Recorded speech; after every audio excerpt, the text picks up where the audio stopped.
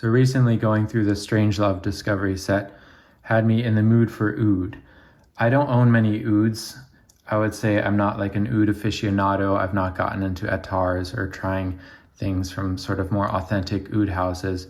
So with the caveat that these are mostly all designer or Western takes on oud that I've tried here. But I went ahead and did a whole week of wearing all the oud fragrances and samples that I have. And as you'll see here, I don't own many. Most of these are samples, but it was really interesting to compare all of these. So here's my week of oud fragrances that I've worn. I started off again with Strangelove. I started with the one that I thought was my favorite, Fall Into Stars. And I think it still might be my favorite. Again, it's maybe the more smoky, the more dry of the two ouds. It just wears really beautifully. I think what I really like about the Strangelove fragrances is that they're perfectly pitched. They clearly last all day and into the next day, but they never feel overly harsh. They're very smooth. They never feel annoyingly loud, but they're always fairly nicely present. Yeah, I think what I like about Fall Into Stars is it smells smoky and dry, but it has quite a lot more complexity than some of those really heavy woody aroma chemical smoky designer oud things. So I think there's a lot of nuance, but it's quite elegant in the way it wears. So next I followed up with the other big oud from Strangelove, Dead of Night. This one I also like, and I really am hard pressed to say which I like more. I think the biggest difference I notice is Dead of Night is a lot warmer, especially in the dry down. It starts to take on almost a creaminess that I also got in the base of Melt My Heart, like a musky creaminess that's lacking here. I would say this is more of a dry, woody dry down. I think I slightly prefer that austerity, but this is really nice too. I would be happy with either of these, although they're very expensive. So doubt I will end up with both, but they're kind of like two shades of the same thing. In some ways they're very similar, but in a lot of the details, they're quite different and distinguishable. So yeah, like I said, I guess if you like your ouds or your woody fragrances really warm and cozy, also a little more skanky, but only at the beginning versus that more kind of dry, incensey type. That would be the difference between Fall Into Stars and Dead of Night. Next, I followed up with another sample here. The very expensive, because they're similar price range almost, Frederic Malle Dawn. I got a nice little sample of this for free because the website Knows just started carrying it as a promotion. They included this, which is quite nice because I think if you purchase a sample, it's almost like $40 for this amount. At first sniff, I really liked this. Again, I figured it might be my favorite of the Frederic Malle because it's often described as the most restrained. It's, again, very incensey, very dry, and has a warm dry down. But something strange happened the first time I wore it. Towards the very late dry down, I started to get a really familiar smell, and I realized that it was Uncut Gem. Now, I wouldn't say they're exact, they're not indistinguishable at all, but if I had to take a guess, Dawn definitely has some ambrosinide in the base because I got that kind of, really powerful, woody, warm, dry down of Uncut Gem, which I like. I love Uncut Gem, actually. I gave it a good review. But again, that may speak to this being a bit overpriced if that's what the base materials are centered around. And what's interesting is this week, the second time I wore it, I got that even more. Like now that the association was made, it really started to smell like Uncut Gem in the base. So kind of knocks that out of the contending. I think if it was in the normal price range of Frederic Malle, it would be kind of a easy buy. But at the high price, I think these, again, to me, it doesn't matter too much, real oud or not. It's about the smell, but I think these are just more faceted, and likely that's coming from maybe more real oud. Maybe the Dawn does have lots of real oud, but it's just kind of hyper attenuated. It's like really, polished down to just exactly the notes that Benyain wants for the fragrance. But in that way, I find the opening and the first few hours really nice, really elegant. But I find the dry down, which again lasts a very long time, starts to get a little bit one note, although it's pleasant and warm. I followed this up by the one bottle I do own, Cartier Oud and Oud. This is a very, very strange oud, I think. And having tried many of the other Cartier Oud and something, I think Mathilde Laurent has a way with oud that she really prefers that lends more towards the slightly more sour, brighter. Again, I think of hay, but like more freshly cut hay because it's got that grassiness. I think of, again, horse stables, horsiness, horse fur, but not poopy, not skanky in the way that some people describe ouds, but definitely horsey. So not skanky, but yes, horsey. Again, it performs really strangely as well. I guess like a lot of very concentrated fragrances, it doesn't project hardly at all. And actually the time I liked it the most was the next morning. So it took the entire next morning for some of that kind of more horsey, more kind of sour, kind of acerbic aspects to melt off. And what was left then was a really nice smoky wood. But I kept thinking while I wore it that it's unfortunate the one I own was kind of my least favorite so far. But then by the next day, I was sold on it again. Now it has been very cold here, and I have a feeling that maybe this needs more body heat. I've only attempted it in cold weather, but maybe this would be really amazing in summer or slightly warmer weather. I also wrote, camphor. It has a camphorous, almost medicinal type of oud to it. It's very interesting, but again, I would say maybe I wish it was a little more multifaceted, but that might be because I got Oud and Oud. It doesn't have any of those other notes like rose or musk or santal that the others do for balance.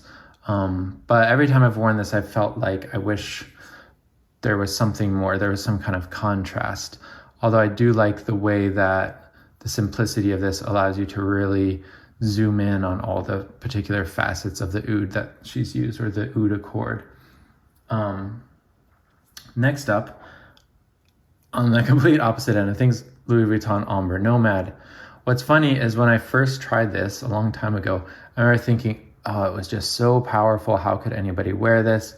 It's the kind of thing that like a guy with a big extroverted personality wears when they want to walk into the room and everybody smell them. But along this lineup, I felt like it's not that bad. It's quite elegant. It's quite transparent compared to the others. Again, a lot of the hallmarks of sort of modern perfumery, which I think some people would take as a negative or knock against it, but to me, it's not at all. Very transparent and diffusive compared to the others, but I actually appreciated that. It was kind of a nice breather after these heavy ones. Even though this isn't particularly heavy, again, it feels dense.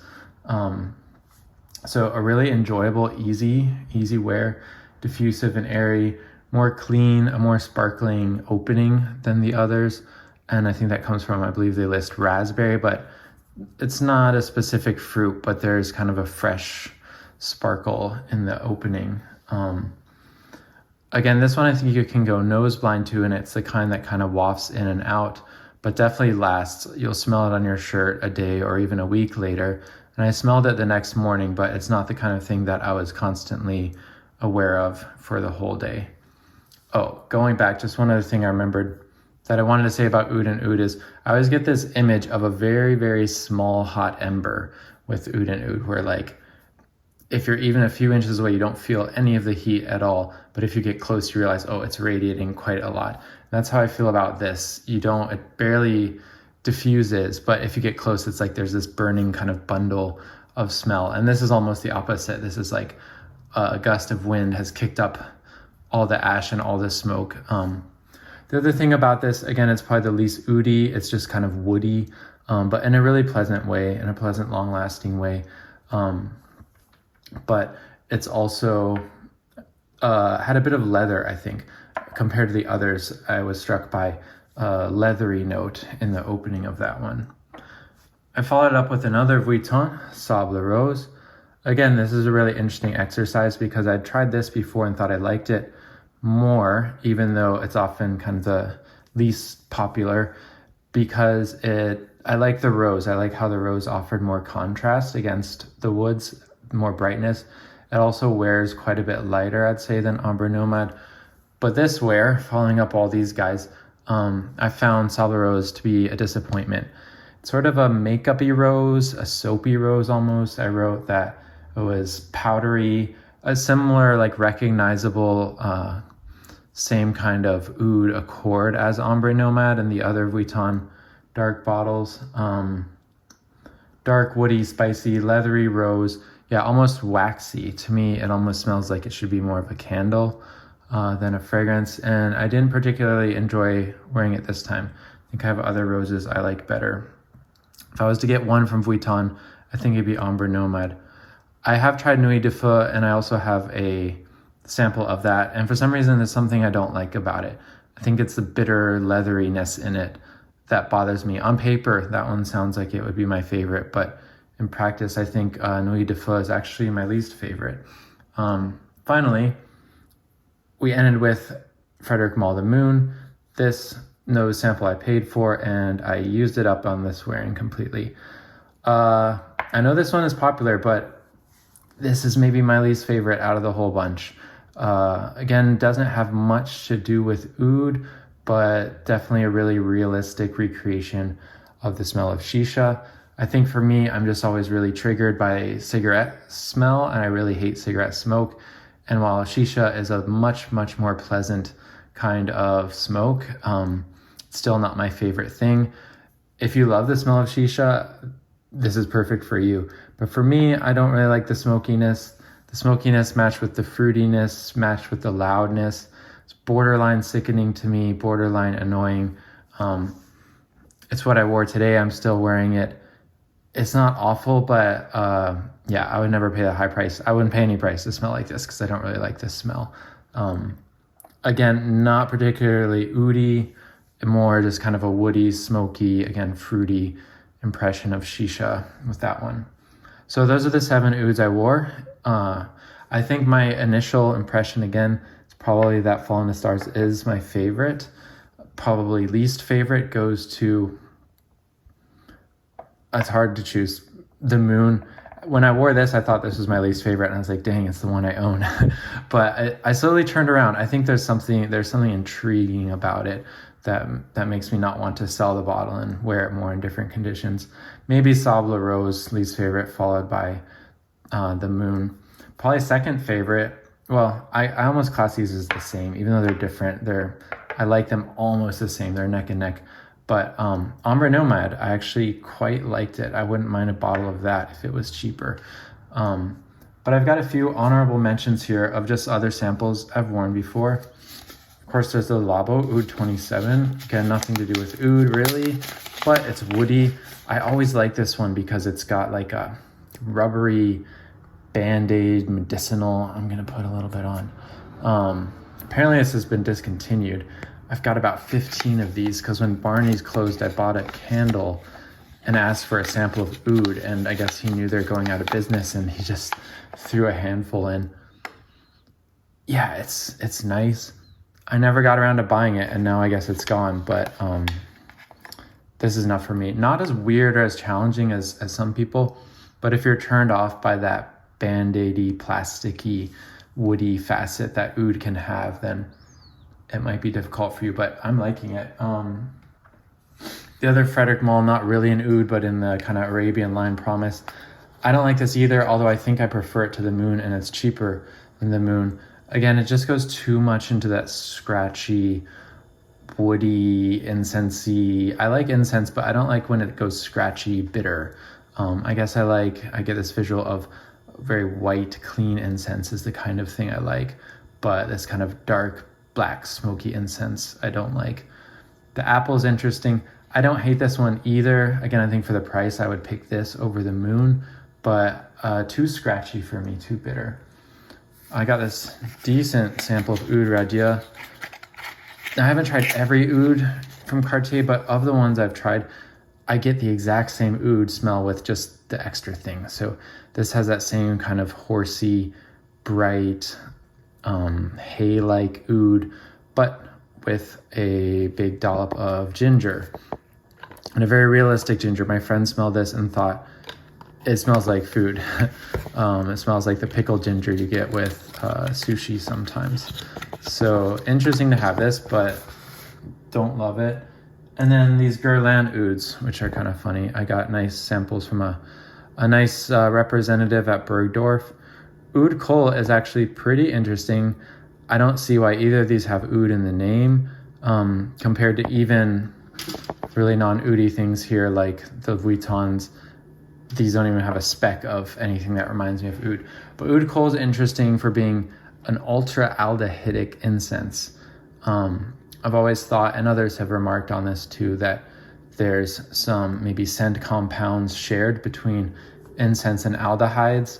Oftentimes people talk about Chanel number 22, and I get the same thing too, how there's almost like on a razor's edge between French soap, aldehydes, and incense. Like if you flip it one way, it's the same smell.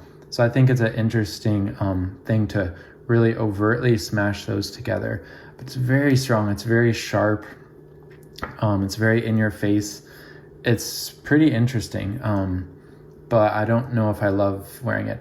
Oud Nude, super refined, classy, kind of based on that Guerlain ad. It's got a lot of kind of almond, tonka, vanilla, a bit sweet for me. It definitely has a cherry thing. I don't get anything really woody in this, but it's quite a strong, smooth, nutty, vanilla, deep cherry tonka thing. The first time I wore it, I thought it was really good. The second time I wore it, it annoyed me, actually. It got a bit too much for me. I think that's it. Those are my honorable mentions. Let me know if you've tried any of these or what your favorite oud is. I'll follow up if I do end up saving up to buy one of these days. I still have to try the Night. It's the one I've never tried from Frederic Malle. Not because I can't. I suppose I would have to go to the store wearing nothing and being prepared to smell of the night all day and let them spray me with it.